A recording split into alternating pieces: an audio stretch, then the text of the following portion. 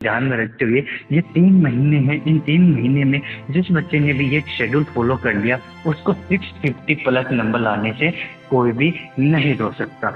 अभी ज़्यादा टाइम बचा नहीं है, उसी टाइम को ध्यान में रखते हुए और कैलेंडर में नीचे हमने आपके लिए एक टाइम टेबल निकाला है। टाइम टेबल में क्या है, आपको 700 प्लस नंबर किस प्रकार से स्कोर करने, और भी जो कंपटीशन एग्जाम्स हैं वो अभी हो रही हैं, आपके पास टाइम कम बचा है तो उनके लिए किस प्रकार से टाइम शेड्यूल करें वो आपके लिए हम टाइम टेबल बताएंगे। तो आपको देखो क्या करना है, मान लेते हैं कि आपकी जो क्लास है, आपने जो भी ऑनलाइन कोर्सेज ले रखे हैं, जिस भी ऐप पर ले रखा है, मान लेते हैं कि आपकी क्लास है वो शाम को 4 PM पे स्टार्ट हो रही है। मैक्सिमम क्लासेस 4 to 5 PM पे स्टार्ट होती हैं और स्टार्ट होने के बाद में वो 10 PM तक आपकी क्लासेज चल रहे हैं। अब बच्चा टाइम टेबल है वो ऑर्डिनरी नहीं, सिचुएशन भी अभी ऑर्डिनरी नहीं। बच्चा जो भी ऊंचाइयों तक गया है वो घिसा है, पीटा है, रोया है, लेकिन अपने आंसू उसने खुद ही पहुंचे हैं, कोई और पूछने के लिए नहीं आया। तो बच्चा यदि आपकी लाइफ स्मूथली चल रही है तो डेफिनेटली आपकी लाइफ में कुछ ना कुछ रॉन्ग गलत चल रहा है। If your life is going smoothly then something is terribly going wrong in your life. ठीक, कष्ट तो उठाना ही पड़ेगा। तो ये हमने क्या किया, 4 बजे क्लास लिया और 10 बजे तक आप क्लास ले रहे हो। ठीक है, 10 बजे आपने क्लास लिया, सब कुछ आपने रेडी किया। ठीक है, 10 बजे क्लास लेने के बाद में हम मानते हैं कि 10 to 10:30 तक आपने रेस्ट लिया। अभी आपको सोना नहीं है, 10 to 10:30 तक रेस्ट लिया आपने, गाने सुने, बाहर छत पर घूम के। उसके बाद में आपको क्या करना है, सबसे इम्पोर्टेंट थिंग, सोने से पहले आप मान लेते हैं 10:30 to 12 AM तक अपना जो पढ़ा उसको रिवाइज करके ही सोना है। मतलब आपको 10:30 to 12 PM तक आपको अपना रिवाइज करके सोना है। जो भी आपने नोट्स बनाए उसको सरसरी नजरों से आपने उसको रिवाइज किया। फिर आप अपनी यहाँ पर क्या करो, सोने के लिए चले जाओ।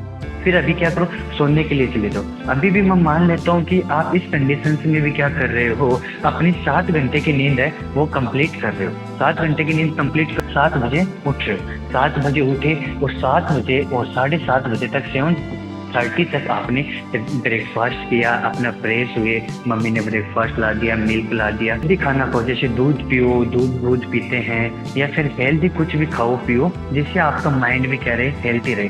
ये छोटे छोटे पॉइंट है वो इस टाइम पर आपके लिए बहुत ही इम्पोर्टेंट रखने वाले। तो हेल्दी खाने पर थोड़ा ध्यान दो साथ में।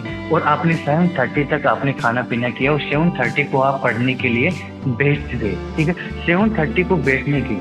अब यहाँ पर इम्पोर्टेंट थिंग की आती है, बहुत से बच्चे जिसको यहाँ पर लेक करते हैं या जिसको यहाँ पर इम्पोर्टेंस नहीं देते हैं, वो चीज़ यहाँ पर देखनी है कि आपको रिवाइज करना है। जो अभी रात को आपने पढ़ा था उसको आपको क्या करना है, रिवाइज करना है। रिवाइज करके आपको आगे बढ़ना है। अब मान लेते हैं 7:30 से आपने रिवाइजन स्टार्ट किया, अभी तक आपने अपना रिविजन किया है।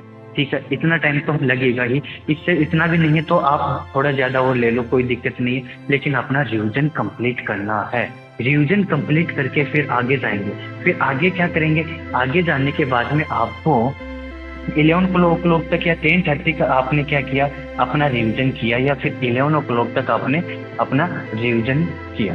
रिविजन करने के बाद में आप बैठो नोट्स बनाने के लिए, शॉर्ट नोट्स। ये शॉर्ट नोट्स हैं वो बेटा बहुत इंपॉर्टेंट होते हैं। आप शॉर्ट नोट्स में बनाओगे क्या, फॉर्मूलाज लिखो, जो भी इम्पोर्टेंट टिप्स आएंगे वो लिखो, ये छोटे छोटे पॉइंट्स वहाँ पर लिखो। अब ये सब काम क्या आएंगे, शॉर्ट नोट्स ये काम आएगी जो भी आपने सीरीज ले रखी है, वो सीरीज जब एंड होती है और जब एग्जाम पास में आती है तब आप उस टाइम तो पूरे नोट्स तो पढ़ने वाले हैं नहीं, तो उस टाइम पर काम आएंगे आपको ये शॉर्ट नोट्स। तो ये शॉर्ट नोट्स हैं वो आप स्टडी करो और इनको बनाओ, अच्छी तरीके से बनाओ, ये बहुत काम आने वाले हैं। तो आप मान लेते हैं कि 10:30 to 12 AM तक आपने क्या किया है, 12 PM तक आपने शॉर्ट नोट्स बनाए हैं। शॉर्ट नोट्स बनाने के बाद में आगे क्या करना है, यहाँ पर आपने अब आपको क्या करना है, DPP देने के लिए बैठ जाना है। DPP देने के लिए बैठ जाते हो तो आपके पास में 2 घंटे में आपको अपनी DPP सोल्व करनी है। आप बोलोगे सर 2 घंटे में DPP सोल्व हो जाएगी क्या, तो बेटा वो टाइम नहीं कि अब सोल्व होगा कि नहीं होगा।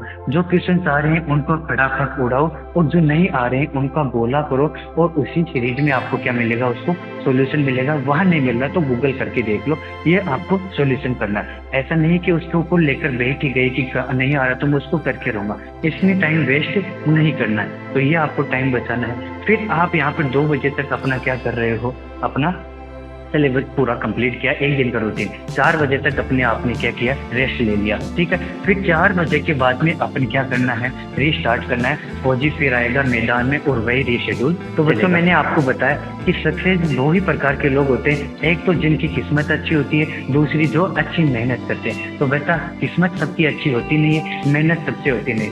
तो मान लो कि हमारी किस्मत अच्छी नहीं है तो हमें हार्ड वर्क करना होगा। हार्ड वर्क करके ही सर बच्चे हम क्या कर रहे हैं, अपनी किस्मत को अपने पास में लेकर आए। तुम बच्चे ये सोच रहे हो कि हमारी मुश्किल समय में जो दुनिया है वो हमारा हाथ पकड़ेगी, हमें सहारा देगी, लेकिन बच्चा दुनिया है वो आपकी कमजोर नस को पकड़ेगी। तो इसको आपको क्या करना है, अपनी हार्ड वर्क को क्या करना है, अपनी कमजोरी को हार्ड वर्क में कन्वर्ट करो और अपनी किस्मत को अपने पास में लेकर आओ, ठीक है। जैसा कि बच्चा हर कोई मिडिल क्लास फैमिली से होता है, हर किसी के पास में ज़्यादा फैसिलिटी होती नहीं है। तो इस प्रकार से ध्यान में रखते हुए ये 3 महीने हैं, इन 3 महीने में जिस बच्चे ने भी ये शेड्यूल फॉलो कर लिया उसको 650 प्लस नंबर लाने से कोई भी नहीं रोक सकता।